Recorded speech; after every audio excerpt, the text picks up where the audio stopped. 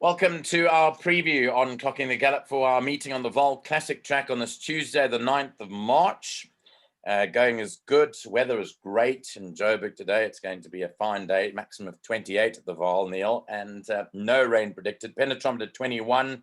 Nothing really to report about the track, but just on the before we launch into today's card, just a word of congratulations to both yourself and Nino Podesta on your performance yesterday. Many wouldn't have seen that coming, but you were tipping in good form, and some of those horses were good price, and we had a lot of feedback from our followers. Yeah, it was an interesting day, Nico, and probably summed up by one of our loyal followers, Niall from Dundalk, who said to me on WhatsApp last night, but you don't normally play PE. So I said, no, I don't. I said, but Nino had said to you that it was a really tough card and he felt like he needed some help from us. And as a result, he said, please, Neil, have a look at the card.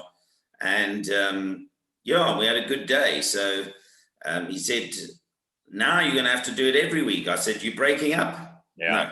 Yeah.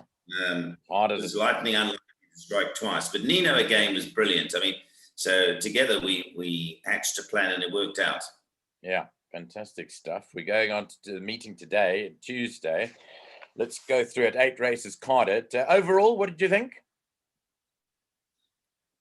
No, not for me. I spent a lot of time.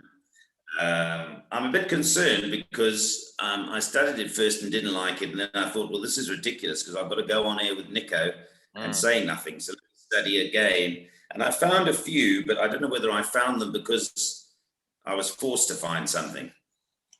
I liked several races, Neil, and you'll notice which one's coming up later on. And I've had a dip already, so we'll see how. Well, let's hope I can rubber stamp them with my opinion. But my initial thought was, but I might have been studied out anyway. I don't know. Yeah, we'll see.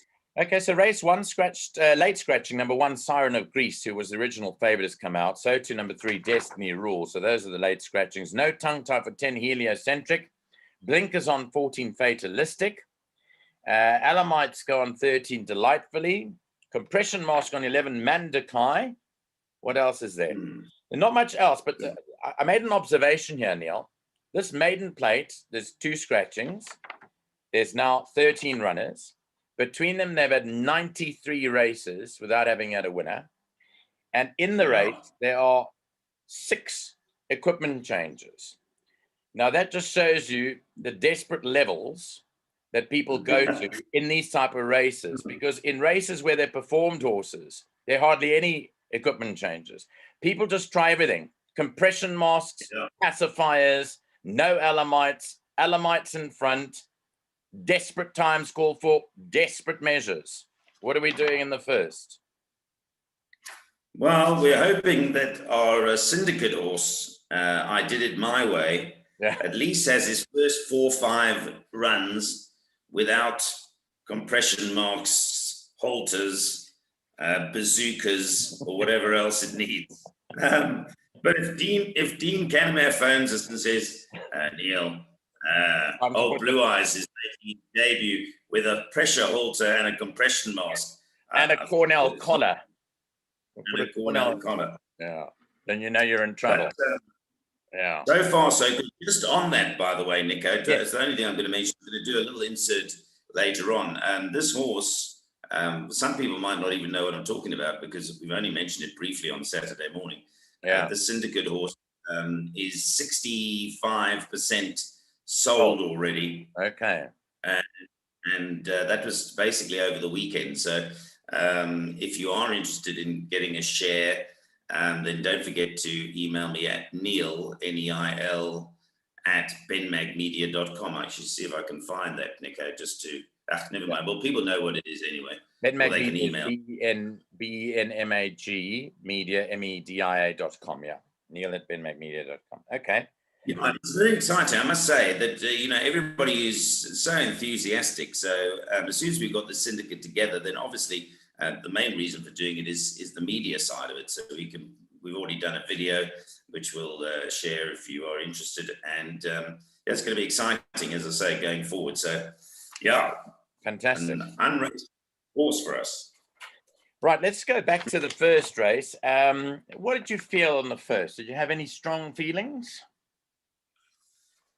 Yes, I didn't particularly like Siren of Greece. I was going to play to beat it, so I'm a bit disappointed she's come out, to be honest, because I thought she was a vulnerable favourite. Right. But having said that, as you pointed out, gee whiz, she was taking on some battling maidens, and those battling maidens will now take on each other. I liked, sure. Well, in the end, I came back to think that Heliocentric at a very big price would run better than expected.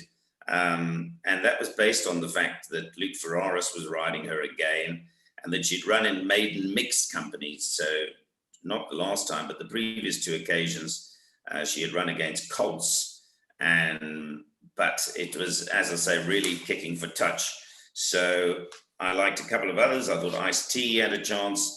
And I thought the improver, Nico, and this is the one that I do want to highlight, is number 2, Offsides.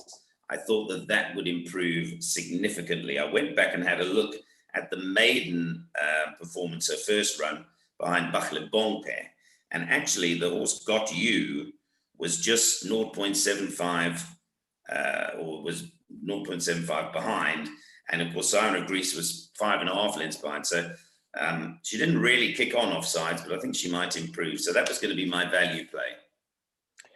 Okay, yeah, it isn't a nice race to kick off proceedings with. You went for Way to Dream last time out at 70-1, Neil, and she ran a place to Mirren. Yes. That was obviously in a maiden handicap for fillies, so she's up 8 kilos. But the interesting booking there of Gavin Lorena for St. John Gray. It's not often that Gavin rides for St. John, so I thought that was an interesting booking for him. And then another interesting runner for me was the 14 Fatalistic. I mentioned her because her full brother runs later on, Barak. Now, Barak improved over a trip. And although Fatalistic did run over a mile and was 21 lengths behind traveling Wilbury, they put the blinkers on her now, and Joshua Solomons takes a bit of weight off, but she is a full sister to Barak, so she might be looking for further. So I thought that was an interesting horse at same price really as your Heliocentric, 28-1. But it looks a muddling race. Grace Lou, Wondrous, they've all got chances in the race, but I wasn't sold on getting too involved in this race.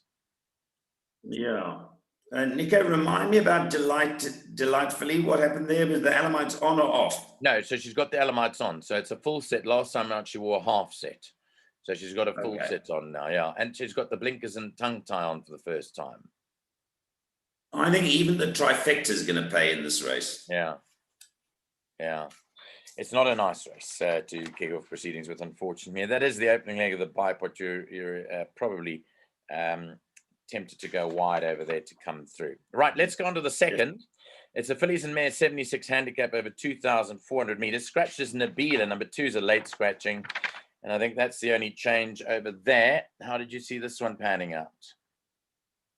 Well, we've got some of our old faithfuls running here who have, they've been on the fringes of helping us. Last time we tipped Ocean Forest at a big price to run a nice race, and she did. She ran 3rd behind Don't Look Back. Curvation has actually proved pretty good for us as well. She's been very consistent, and Waishong Marwing was back in the winner's enclosure on the weekend. We've gone for Smiley River before, and I think we've gone for Duke Dice the Bullet before. All things adding up.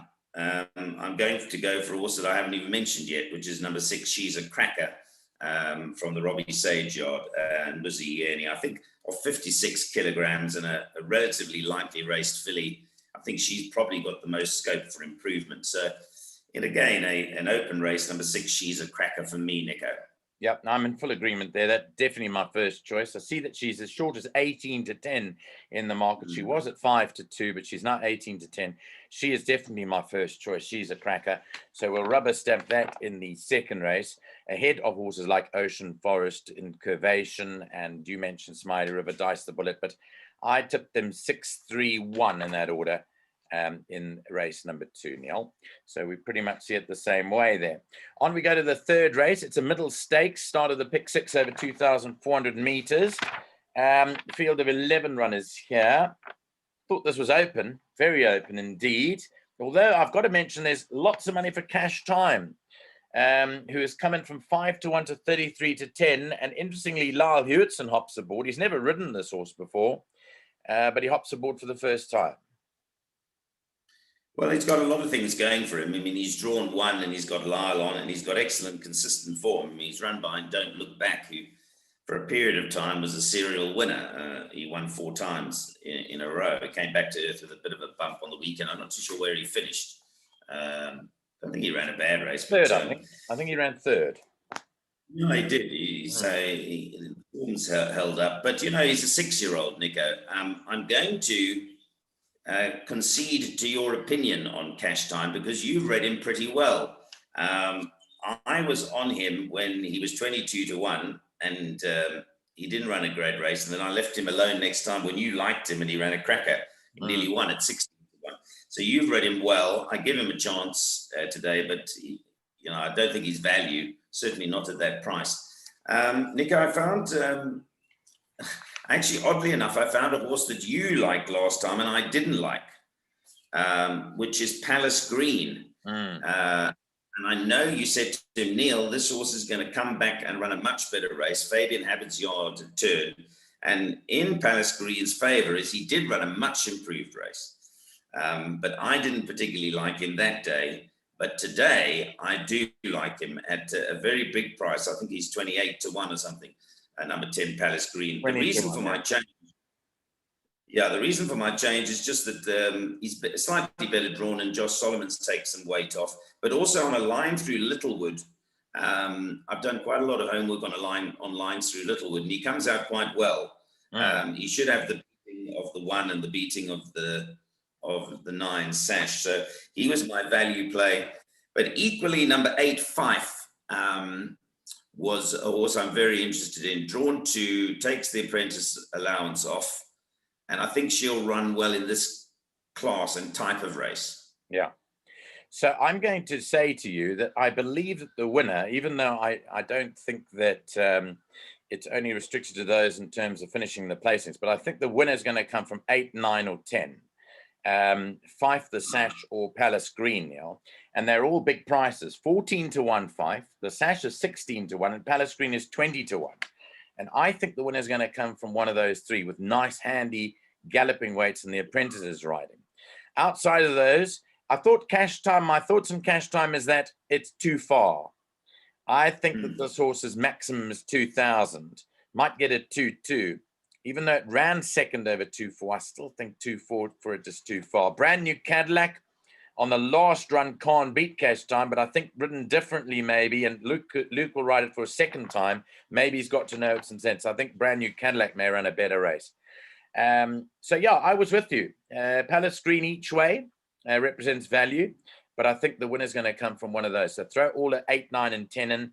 Barrack's got a small chance, but carrying a hefty weight. I don't particularly like Captain Chorus and Zeal and Zest here. But we got berated by one of the viewers. I don't know if you saw our mentioning of Saturday when we didn't really like Gavin Lorena's ride on that filly that won, Chitengo, on the weight turnaround. But it's interesting that people pop up when we're wrong. Well, it did pay 17 Rand a win, so I'm not so sure too many people liked it. The point was people pop up when we're wrong and ignore all the times we're right and are very silent and don't know, you know, they're very extremely silent when we're right. Like yesterday, that person wouldn't come back yesterday and say, well done. So that got treated with the contempt it deserved last night. And the person must be careful that they don't get excluded completely. But I mean, you've got to be fair, you know, being fair and being human. You know, that's the point. You know, you can't win in this game. I mean, I'll tell you a quick story. I know we're trying to go through quite quickly, but I'll never forget it. I was on course presenting at Turffontein the one day, and there was a thunderstorm as there frequently is. And there was a sort of an hour and a half delay. And while I was waiting, I thought, let me study the next race again. And then, of course, I thought, well, the ground's going to be soft after this thunderstorm. Anyway, to cut a long story short, there was a 9-horse field, and Roy Unsworth had the rank outsider in the race. It was 50-1 rank outsider, and I came back on and I said, listen, it's for people in Durban and Cape Town, it's the heavens have opened here. I said, but it was a torrential rain, but it's over. We're going to race. But this horse, if you go back a year and a half or whatever the case, anyway, cut a long story short again, Roy Unsworth horse won at 50-1. 50-1. Do you think that I had one punter come to me and say, that's well done? Kudos to you. Not Nelly. And I made up my mind that day saying, well, you know what? Because everybody was annoyed with me because I tipped the 50-1 shot and they'd gone out. So we do what we do, and hopefully it helps some people, and other people don't like it. Well, whistle Dixie. Okay. Let's move on to the fourth. Merit rated 80 handicap. It's 1,000 meters they go over here. No Adamites for number 10, Ramsey. That'll race unshot. And Scratches 11, Aaron, is out. Now, we start getting a bit interesting over here. Don't tell me you found my horse. If you found my horse in this race, then... I like a horse here, Neil. I've got to play open cards. I like a horse in this race, and it's a big price. And I actually couldn't believe the price, and it started drifting after I'd backed it. So I'm going to have another dip whilst we load up the show. But I just want to, before you launch into it, let's just quickly go to, I'm going to pull up form grids in a moment, our helpful form advisor, who's never wrong. So I'm trying to pull that up. So for some reason, it's not working too well this morning, but hang on a second. Right, let's go into it. It's Vaal race 4. And where are we going? Let's have a look.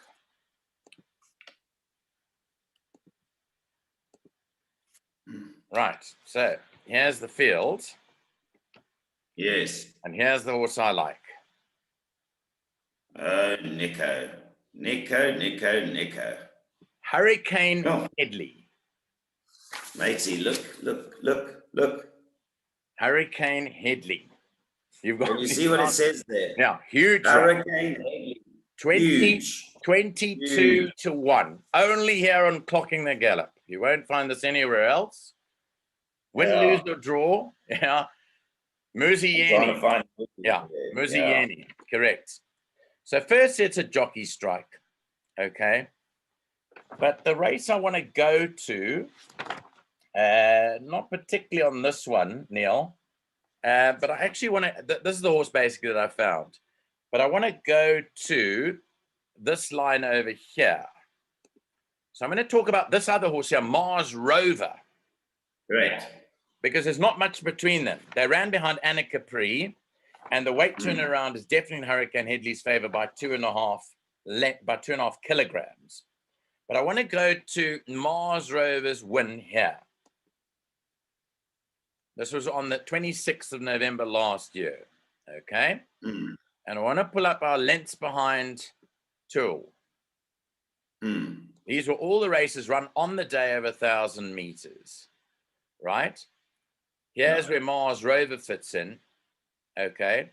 And if you have a look at a horse like Moringa, who's been back, Neil, Moringa carried 55.5. Mars Rover carried 60.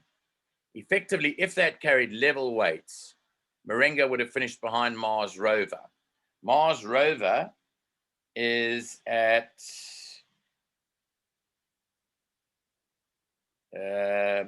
sorry, I'm just looking it up. Mars Rover is 22-1. Moringa is 9-2. Yeah. And there's still half a kilo in Mars Rover's favor. So Mars Rover comes into it well in terms of Moringa, but then Hurricane Headley is 2.5 kilos better, having beaten Mars Rover a neck. Tell us why you like Hurricane Headley. Nico, I mean, I didn't go the extra mile to go to Mars Rovers form, but yeah, I've got, the Mind Reader run for me, which is on the 26th of November. Now, that might sound odd because if you look at it, Hurricane Headley on that day was beaten by Marengo, Galactic Warrior, and Alex the Great. But it compounded badly inside the last 200. So I'm just saying that that's probably, particularly as he's quick and he's got pace, I think he's the type of horse with that profile that would have compounded late. So I'm saying that when he ran 11 lengths back, that's probably not a true reflection of his ability. But even if it was, he's down 5.5 kilograms from that run, and Marengo is up 2 kilograms. So right there is 7.5 kilograms. So that already takes it down to only a 3-length gap between them. And I do respect Marengo, but I just think that if Hurricane Headley stays on, because if you have a look at his profile, that's the worst run that he had, Mind Reader. So, he'd run 5th, 4th, then he'd won very impressively by 4 lengths. Then he had that bad run. But since then, 5 lengths, 9 lengths, 5 lengths. So I don't think that's part of his profile. So in a weird way, although he finished actually last in that race, I think on a line through it and with a weight turnaround, a big chance. Equally, he's got Ramsey beaten, he's got Ice Eater beaten and Galactic Warrior beaten. And as you say, on the Anna Capri run, he's got Mars Rover beaten. But I just thought, Nico, 52.5, Matchett's in form. He's quick. He's drawn 9. I just thought and like you, that's why I wrote huge. I honestly thought he'd be about 12 to 1, maybe even short. I was hoping to see 12 to 1. When I saw 20 to 1, when I opened up, and now he's drifted, I just think there's excellent value there, Nico.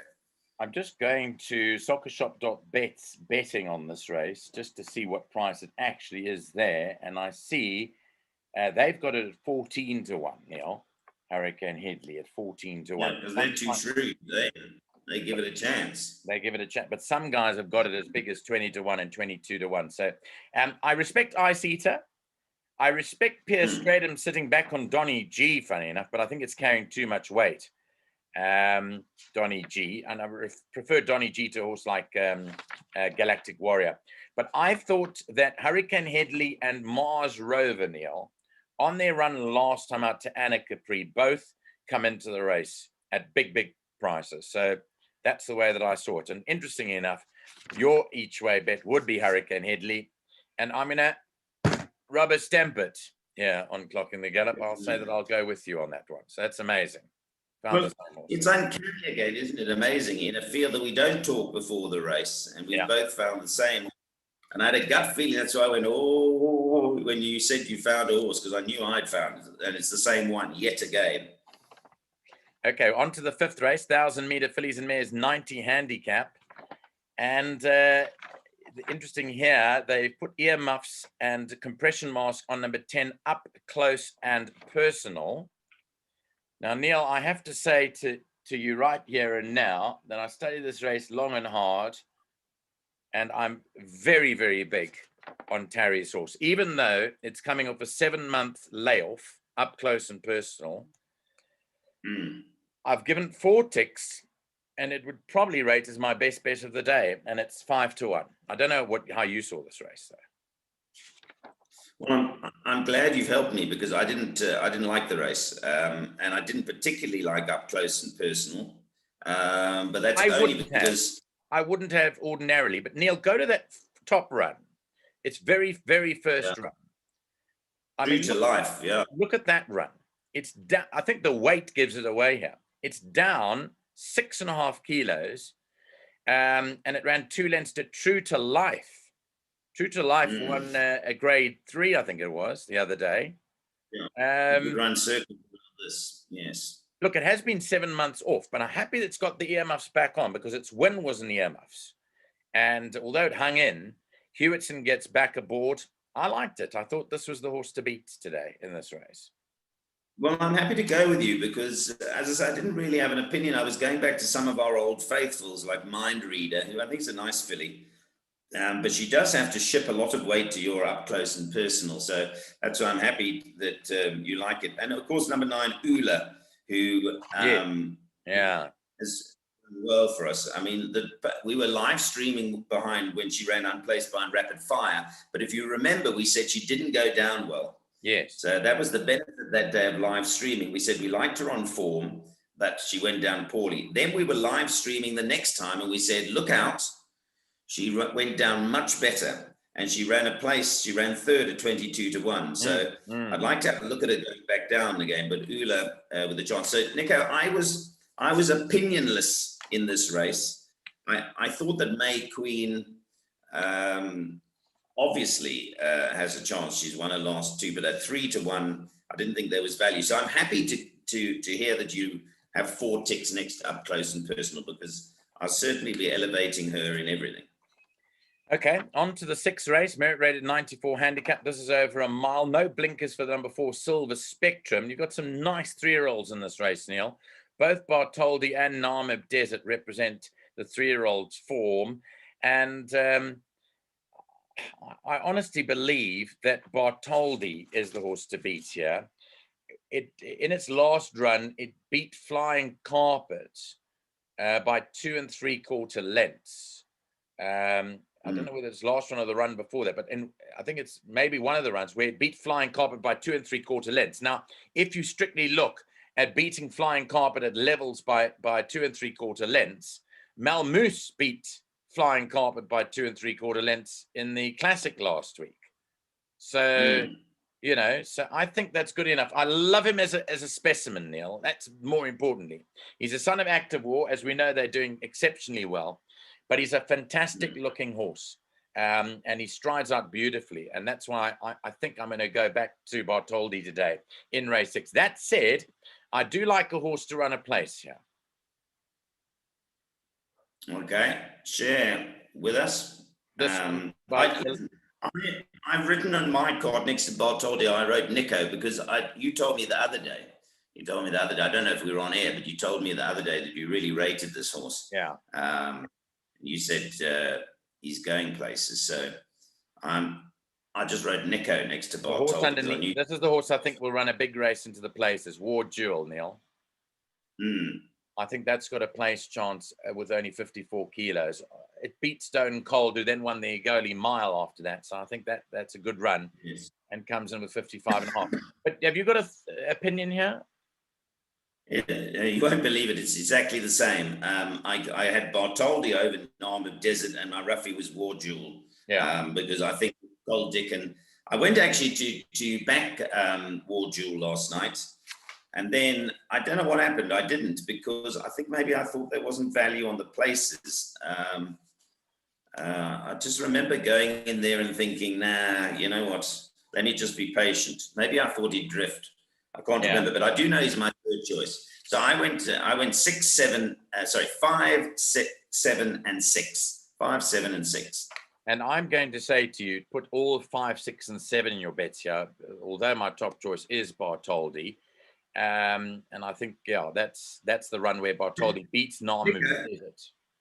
Yeah. Has he moved because Gary and Dean are heading off to Adelaide? Yeah. I think that's the story. Hey, I think that's presumably the story there. Yeah, I think that's where it comes in. Yeah, so I think that's why it's moved. Sorry, I was just trying to find this thing over here. Here it is. So here's where Bartholdi behind Catch 22, beats Flying Carpet at level weights by 2 3/4 lengths there. And if you go to Flying Carpet's latest run, it gets beaten by Malmoose at levels by 2 3/4. Granted, it's over further, but the point is Bartholdi comes in as the horse to beat over here on its exposed form, on the 3-year-old form. Okay, Neil, race 7 is a fillies and mares 79 handicap. This is over 1,600 meters. I didn't like this race at all. I did not like this race one little bit. So I put a few in over here. I'll be interested to see what you say. What did you like? Yeah. Open race, fillies and mares, Nico, field and more, as they say. I ended up going, I'm going to be boring. I don't normally go for favourites, but I thought that number 7, Pecan Pie, was the filly to beat. largely because when we again were live streaming the day she won her maiden, and you'll remember that I saw her go to the start, and I said to Eric and Lance was there, and Uncle Les and Jace, I said, Pecan Pie can't lose. And they said, why? I said, because I've just seen her in the flesh. Yeah. I mean, she's a lovely, strong, big daughter of Mambo in Seattle. Every stride she took was a stride and a half longer than everything else she took on. So that's in my mind, that she is a nice, big, strong filly. Interesting that she was heavily back last time. She ran okay, but she didn't help her cause by being a bit slow away. But she's learning. I don't think the extra 200 is going to be a worry. She's out of a daughter of horse Chestnut. I think she might just have more scope than the rest. An interesting filly for me, maybe it's the value, because I think last time was too far, is number 8, Tulip Way. I think Robbie Sage, and in particular, as you know, Muzieni, because we like Muzi on the other one, might have a good day. So I'm ignoring the last run behind the Sash because that was over 2,000. She returns to a mile here. She's a year older than Pecan Pie, and she's carrying the same weight. So I thought that might be a bit of value at 16-1. But like you, beyond that, I think anything could happen here. Yeah. I marked 7 and 8 as you did. I also put a tick for some reason next to Bold Fortune, because I think that on that first run where she ran a length to Sent by Destiny, if she repeats that, she'll be a factor here. Even though just a lot of weight, eh? Yeah, I mean, so she's got to. Yeah, she's got to get Tulip weigh 5 kilograms. It's a lot. Yeah. But you know what? She ran level weights to Sent by Destiny and ran a length behind. I'm prepared, on that run to stick her in. And then Toto, the Azzy form's been in, the Azzy stable rather has been in good form. I see they've taken the blinkers off, but they're both carrying hefty weight. So because of that, I'm siding with Pecan Pie as my likely winner. But I'd put in 1 and 2 on just certain collateral lines and that. I don't like too much else outside of this. I see there's been money for Lady Calavera here, Neil. Lady Calavera was the 4, Lady Calavera. I don't know about you when studying form, but Neil, with all due respect to the Work Riders races, I obliterate all Work Riders form when studying the card. Okay, because I think that the lengths behind in that with the riders is skewed. So I actually disregard the runs on Work Riders form unless it's running in a Work Riders race where I consider it. I don't know why I do that, but that's what I've come to do in my years of study. Yeah, I'm probably the same. But and my opinion of punting them. Those early races, I try not to get involved. So I understand your logic. What I will say about Lady Calavera, Nico, is that this stable and the owner had that first-time winner that was very impressive the other day. It was, yeah. Yeah. And I know it wasn't a strong field, but it won nicely. So the yard is showing more than just signs of life. And they don't have a big string, but I think he's very capable. What's his first name, Mr. Labuschagne? Philip. We call him Flippy. His nickname is Flippy. And he worked obviously with Stephen Moffat for a long, long while, and then went on his own. Loves punting. He loves his punting and that. So he's a fantastic guy. And as I say, she could be anything. If you go back to, you mentioned a moment ago that they had that good win. It was called Midnight Gem. I was just looking it up. That won by 3 lengths at the Vaal last week. So yeah. That's the point I'm making. The horse really looked well. Yeah. So the yard is in. So well done to Flippy. I'm sure if we got any Australian viewers, they'll be saying, "Oh, this guy Philip Labuschagne or Labuschagne. Yeah. They changed their name there. Just before we end off this race, Nico, and this is only because it's the fillies and mares. 2 questions over the page. What's happened to Daphne du Maurier? I felt she was better than what she's producing since her maiden. Seister takes 1.5 off, but I don't know what's happened. Those are 3 bad runs. She had the excuse of the saddle slip behind Fort Anne, but last time I was expecting a bit better. Disappointed with that filly. She hasn't really kicked on. Yeah, well, last time out, not drawn well. So I think you can put a line through it. It seems like she was taken off to the front and bolted away and then didn't come and came right back to her field. The run behind Spice Market, you'd probably excuse as well, because it came from a 13 draw. I don't think she's been drawn too well, Neil. Today she's drawn nine. So if I put, I mean, she ran by an Orange Forest, Curvation, and Dance Class. If I put any three of those in this race, yeah, you'd be saying, okay, you know, they're all capable, Curvation, Dance Class, and Ocean Forest. But she hasn't kicked on. I don't know what's happened there. She has a nice pedigree. Anyway, I'm just throwing that out there.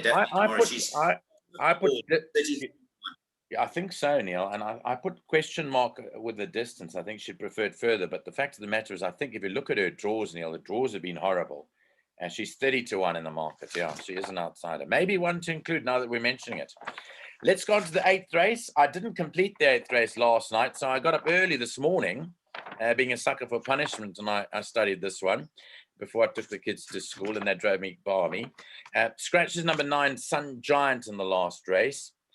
Well, we've got to start with Psycho King, Neil, because correct. It ran 4th. We tipped it at 40-1 last time out. We said have each way punts on it. It ran 4th. It could have won. It was trying to sneak a gap through, and it was coming home nicely. But the point was we got the place money at 40-1 because there were 14 runners in the race. I think that form's going to hold up today, the Ice Lord form. So all of Ice Lord, Greek Fire, and Psycho King, I give a chance back to them. But I think one horse might beat them all. Okay. So hang on, let me see what. Well, I'm on Psycho King again, because you're right. Last time I'm on Psycho King again, and I'm loath. You know, I'm loath to take 15-2 because last time we got 40-1. But I mean, Gavin. No disrespect to Cole Dickon. I mean, he's a young up and coming rider, but you can't compare Cole Dickon and Gavin Larena, even with the 1.5 kilograms pull that Cole gets. So I think it's a grading jockey, and he's drawn well. So I think Psycho King, I'm going back to that well again. But to find the horse you're going to beat it, sure. I'm interested to see which one it is, Nico. So because I might guess who it is, but you tell us, who is it? It's Romeo's Magic, Neil, the 7. Okay. That I think might well beat it, even though they're carrying, well, I think he only gets a kilo from Psycho King after the 1.5. But there's been a few runs there, Neil, that I've been pretty happy with. I studied this long and hard. I do give Psycho King a big chance. In fact, I give that form line with Ice Lord, Greek Fire, and Psycho King, all of those respectful. But Romeo's Magic, I think, will run a forward race today. And I've put that into my play in a big way. I think it's around about 8-1, Neil. So I've included that in the last race of the day. Okay, I'm happy with that. I mean, it's got some form, and I didn't particularly like the race. Nico, can I ask you just to share the screen with me for a second? Yeah. Or let me share the screen, because it's relevant to it's relevant to what we were talking about earlier on about the horse information. I found that slide. Okay. But the reason I put it on is actually, I can't wait for nationals. I can't wait for nationals. Yes. You and I'm talking about the national yearling sales. You and I are having an on-site meeting tomorrow morning. That's right. Michael Holmes from Bloodstock, South Africa. I am so excited because we've done broadcasts from there in the past. But we're going to shift our studio. We're going to live stream from there. Which is so much more meaningful and exciting. But with this, we bought this Gimme the Green Light, which if anybody's interested, just send me the mail. There's no commitment. You can just send me the email and I'll send you the story of this unbelievable Gimme the Green Light that we've bought with blue eyes. It's just, I mean, even if you're not going to take a share, have a look at him. I mean, he's great. And we've done a little video and we are syndicating the horse. And Gimme the Green Lights, Nico, He's going to Dean Canterbury. Now, what's interesting is that Dean last Saturday, or a couple of Saturdays ago on Derby Day in Cape Town, won the Cape Nursery with a Gimme the Green Light. Yesterday, the horse Nino and I liked, which won, Mifford 2. We tipped it at 12-1 and it won. Yeah. And it was our best bet of the day, is a Gimme the Green Light. But the reason why I'm talking now is that Vercingetorix and Act of War are two sires that I have on my target list. Now, there's a horse here, Cleveland, who's a Vercingetorix. He only won his maiden last time. But when I looked at him and I saw he's a Vercingetorix out of Western Wintermere, and this is only going over a mile, just in case Eric is watching, because he doesn't think the West go more than a mile. Yeah. But when I see now, with the national yearling sales coming up, when I see Act of Wars and Bertoldi's Act of War, and I see Vercingetorix's, and I see Gimme the Green Light, oh, I get very excited. Can't wait for the catalogue to come out. And, you know, as I said, the syndicate we put together for I Did It My Way, and that's why he's called I Did It My Way, because Frank Sinatra was known as Old Blue Eyes, and I'll Gimme the Green Light, Blue Eyes. It's very exciting. And as I say, 65% of this syndicate's gone already, but I still have 35% up for grabs. I'm so excited about it because the breeder, Nico, has also phoned me. Lovely fellow, Jaco. Jaco said, Neil, I want to keep a share of the horse I bred. Really? So, okay, so he's into, he's into. So these signs are all very good. You know, the very fact that the breeder saw me buy him and said, no, he wants to keep a share, are very exciting. So if anybody wants any information, neil@benmagmedia.com. I'm fairly snowed under, but I'll do my best to get back to you as soon as possible. But that's great. It's just great. Just to elaborate on the national yearling sales, we plan to step up our game quite a bit. Obviously, we've done a couple of sales last year in our infancy here on the channel. We have some grand innovative ideas, and I'm sure amongst all of that will be live streaming of racing too. You know, we'll be giving tips during the day on racing because we'll have our computer forms in hand, and hopefully we'll have a screen that shows us the live races too. So we're looking forward to the national yearling sales. Just to point out that takes place in the middle of April over 2 days, Neil, just to quickly give people an idea of when we'll be live streaming from the Bloodstock South Africa. I think it is on the 15th and 16th of April, if I'm not mistaken. 15th and 16th of April it is, at 10 a.m. So the whole day we'll be coming forward with a live stream. There's the horse that Neil was talking about. Interestingly, Neil, to end off the show, there was a horse in Australia.